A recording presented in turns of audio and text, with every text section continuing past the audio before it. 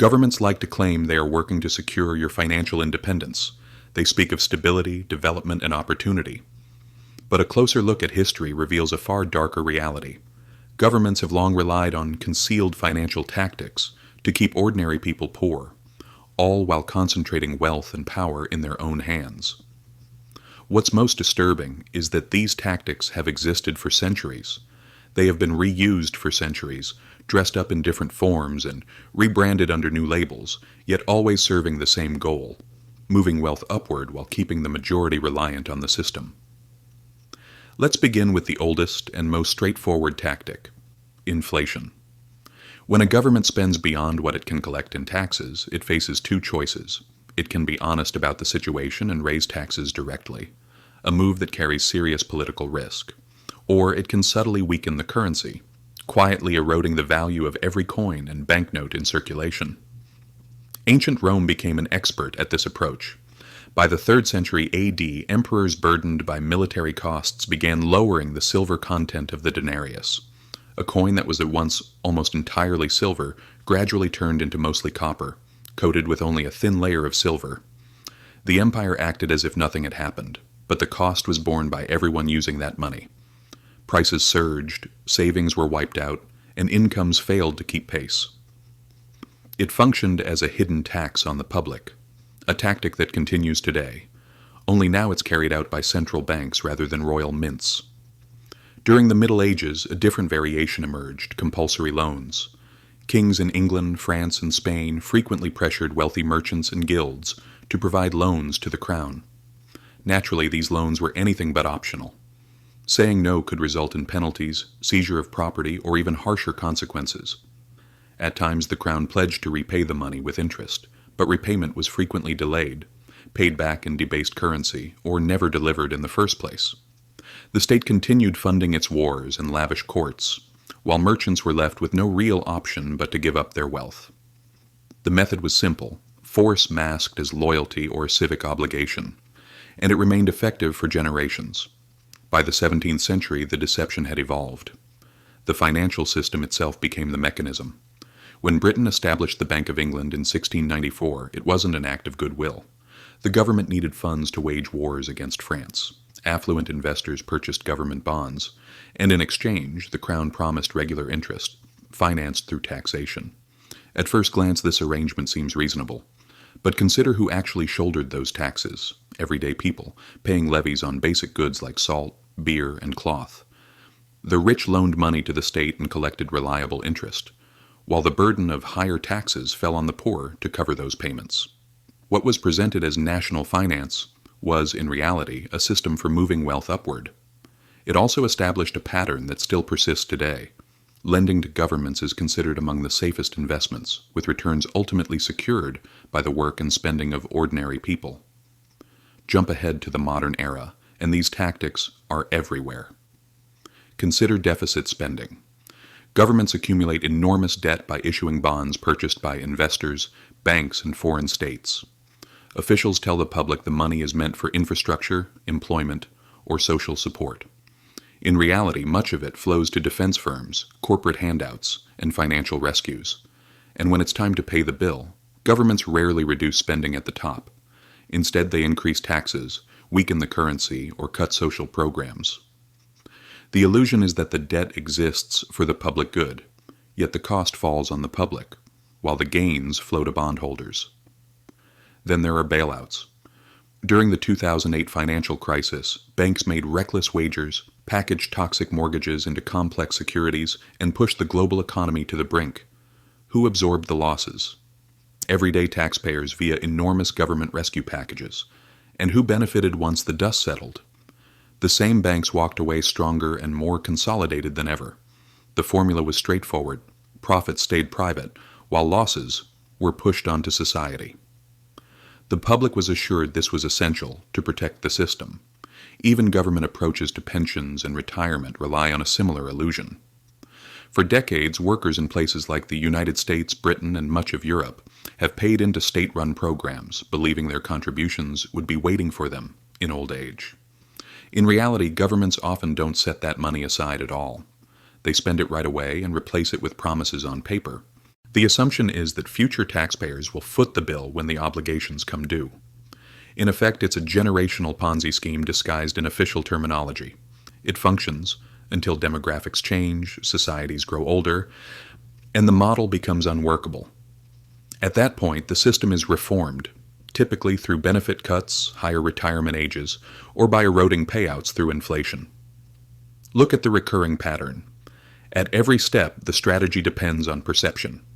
The public is told inflation equals growth. Compulsory lending is framed as duty. Government debt becomes an investment.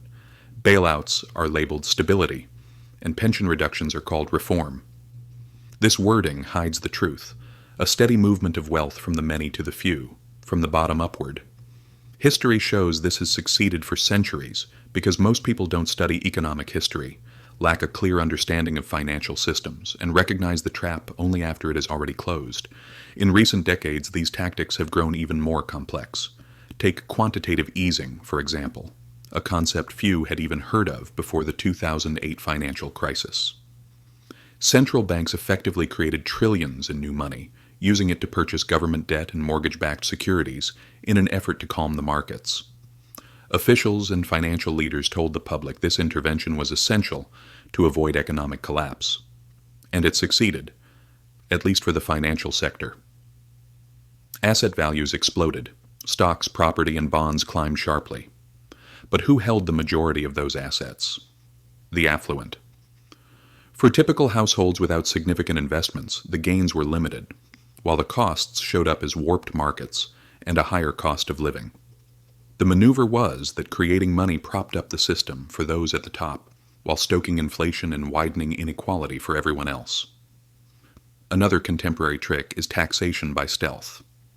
Rather than openly increasing income taxes, governments quietly collect revenue through tools like consumption taxes, fuel levies, and above all, inflation. When prices outpace wages, the difference functions as an invisible tax on savings and buying power.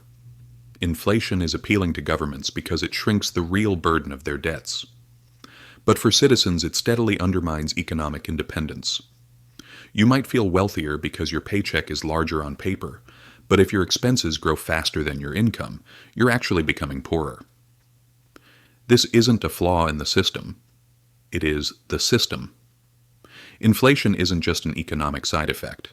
It's one of the most reliable tools governments use to push the cost of their spending onto you without openly acknowledging it. Then there's regulatory capture. At first glance, regulations appear to exist for the public good. Financial oversight, safety requirements, consumer protections. Yet history repeatedly demonstrates that dominant industries often sway the very regulators tasked with controlling them. Railways in the 19th century, oil giants in the 20th, and today's technology and financial sectors have all helped design rules that serve their own interests. It's the same principle the Peaky Blinders understood on a smaller scale in the streets of Birmingham. It's wiser to control the referee than to play by the rules. Governments use regulation to project an image of protection, while behind the scenes major corporations shape loopholes that suppress competition and keep profits secure. The public sees safeguards. Those on the inside see opportunity. War financing is another long-standing tactic dressed up in modern form. During the First and Second World Wars, governments issued enormous volumes of bonds, urging citizens to purchase them as an act of patriotism. People believed they were standing behind their country, and they were. But those same bonds also became highly profitable, low-risk assets for the wealthy, backed by taxes that would be paid in the future. In the 21st century, the same pattern continues. Trillions of dollars poured into the wars in Iraq and Afghanistan were funded through borrowing, enriching defense companies, banks, and bond investors, while everyday taxpayers were left with the cost. The strategy is to frame wars as short-term crises. But the financial consequences endure for decades, long after the troops come home. Governments also turn complexity itself into a financial weapon. Tax laws stretching across thousands of pages, financial products so intricate that even experts have trouble unpacking them, and budgets packed with obscure language and hidden entries. All of this ensures that ordinary people can't realistically follow where the money goes. Complexity serves as cover. If the flow of wealth is invisible, opposition becomes nearly impossible. In ancient Rome, diluted coins made the deception tangible. Today, it hides in balance sheets filled with acronyms and little-known programs. The tactic hasn't changed. Make the system so complicated that the public can't track it, and the transfer of wealth can continue without resistance. Why is this important today? Because these methods are still in use and intensifying. Inflation steadily erodes savings. Debt burdens expand year after year. Bailouts are still the default response whenever markets shake. Central banks keep adjusting the money supply, while governments shift the costs onto citizens through channels so indirect that most people never see the connection. The outcome is a system that pushes you to work more for less real prosperity, while the financial elite continue to consolidate their power. History's lesson isn't merely that these tactics exist, but that they recur again and again. When Rome diluted its currency, the public paid the price. When kings imposed forced loans, merchants were ruined. When modern governments inflate and borrow, households absorb the costs. Different eras, same process. And here's the uncomfortable reality. Most people never break free from these schemes because they never realize they're caught in them. They accept inflation as normal, view taxes as unavoidable, and see bailouts as compassionate measures. They trust official narratives rather than learning from economic history. That lack of understanding is the most effective tactic of all. When people lose sight of the past, they fail to recognize it repeating itself. This is why governments and elites favor a population with little financial knowledge. Learning how money really works is a form of resistance. Understanding economic history is a powerful tool. Once you recognize the tactics, you become far more difficult to control. So what's the key takeaway? First, train yourself to look past the headlines. When governments roll out stimulus programs, ask who gains before anyone else. When inflation climbs, understand that it isn't simply misfortune. It's the result of deliberate policy.